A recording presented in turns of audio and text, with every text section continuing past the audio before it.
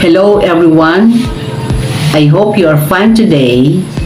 Thanks to those who subscribe, follow, like, and even made comments.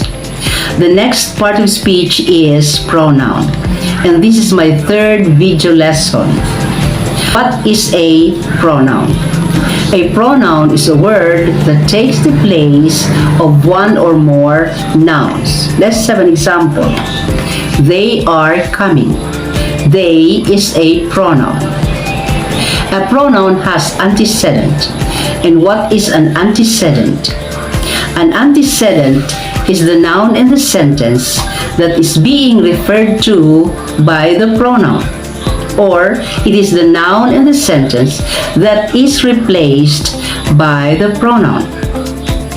Usually, the antecedent in a sentence comes first before the pronoun. Here is an example. John dribbled the ball and kicked it. The pronoun it referred to its antecedent ball. So the antecedent ball comes first before the pronoun it. Another, if there are two or more sentences, still the antecedent comes first. Example, Rosa made a cake. Another sentence, she sold it. Okay, so the pronoun she referred to Rosa as its antecedent. So the antecedent Rosa comes first before the pronoun she. We have personal pronouns. These are often used in a sentence. Personal pronouns have indicators. We have number, gender, and person. When we say number, the personal pronoun is either singular or plural. When we say gender, the personal pronoun is either masculine or feminine. And when we say person, we have first person, second person, and third person. The first person is the speaker. The second person is the one spoken to. And the third person is the one spoken of.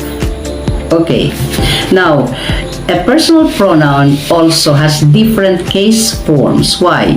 Because personal pronouns also have different functions in a sentence. Okay, what are those case forms?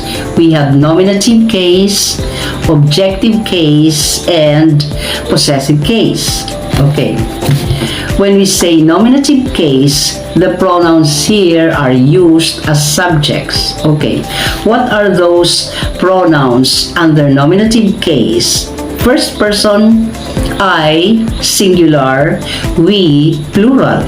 Second person, you, and third person, he, she, it, they. Okay, so let's have an example. First person, I am playing football. The pronoun here, I, is in the nominative case because it is used as subject of the sentence. Another, we are a happy person, plural. Nominative case, we. Second person, you are enjoying the tune. Okay, so the subject here is you. Then we have he is angry, she cooks food, they have suggestion, it jumps over the fence. They are all in the nominative case because they are used as subject of the sentence. Now, the word it is used as neuter when it is referring to an animal, especially when the gender of the animal is not clear. Okay, let's have an example. The dog is barking because its tail is harmed. Okay, now the personal pronoun here is its, referring to the dog. Why its? Because the gender of the dog is not clear whether it is a boy or a girl. Okay, another example. Okay, here The pronoun here is no longer it because the gender of the animal is clear. Okay, example. The lioness watched from her resting spot. Now, why the plural? The pronoun here is her, not it, because the gender of the animal is understood to be a girl, lioness. Okay. Another example. Max the cat froze in his bed. The personal pronoun here is his, not it, because his is referring to Max the cat and Max is understood to be a boy. Okay, now the nominative pronouns like first person I, we, second person you, third person he, she, it, they are not only used as subjects but they function as predicate nominative or subjective complement. How? Okay, let us have an example. The first speaker will be I. I is referring to the first speaker and they are the same person. So therefore, I is in the predicate nominative or subjective complement. Another, the receivers of the awards are we. We are the receivers of the awards and they are the same persons. So therefore, we is called predicate nominative or subjective complement. Another, the top notcher in class is you. You is the top notcher in class. They are referring to the same person. Okay, so you is in the predicate nominative. Another, the recipients of the groceries are they. So they are the recipients of the groceries. They are the same persons. Okay, another, the most polite in class is he, she, or they. So he, she, or they are referring to the subject. Most polite in class or polite in class. Okay, so let's come to objective case. What are the pronouns in the objective case? Okay, we have first person singular me, plural us, second person you, third person him, her, it for singular, and them for plural.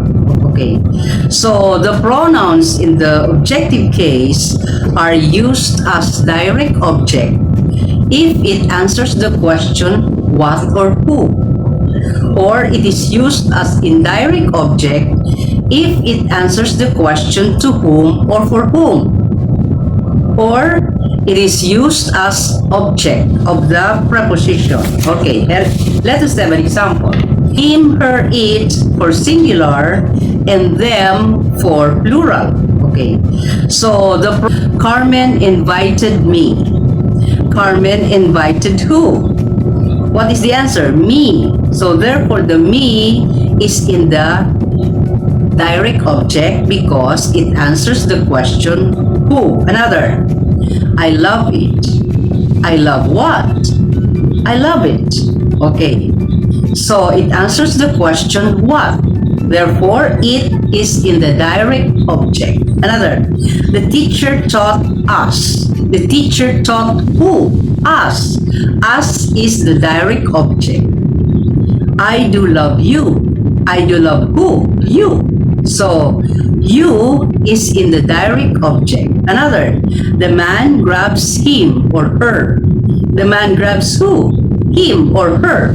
So, these are the direct object. The students invited them. The students invited who? Them. So, these are examples of direct object. What about indirect object? Okay, example. The man gave him flour. Okay, the man gave flour to whom or for whom? So when we say indirect object, it answers the question to whom or for whom. To him. So that is the indirect object. Him is the indirect object. Another, the baby handed her the apple. Okay, the baby handed the apple to whom or for whom? To her. So her is the indirect object. Okay, she fed it with grains. Okay, to whom or for whom are the grains? To eat. Maybe it is an animal. Okay, so lastly, we come to possessive case. When we say possessive case, it denotes possession or ownership. Okay, here are pronouns in the possessive case that denotes possession. First person, my, mine, our, ours. Okay. Second person, your or yours. Third person, his, her, hers, its, their, theirs. So all these pronouns denote possession. The first batch of pronouns are used as subject.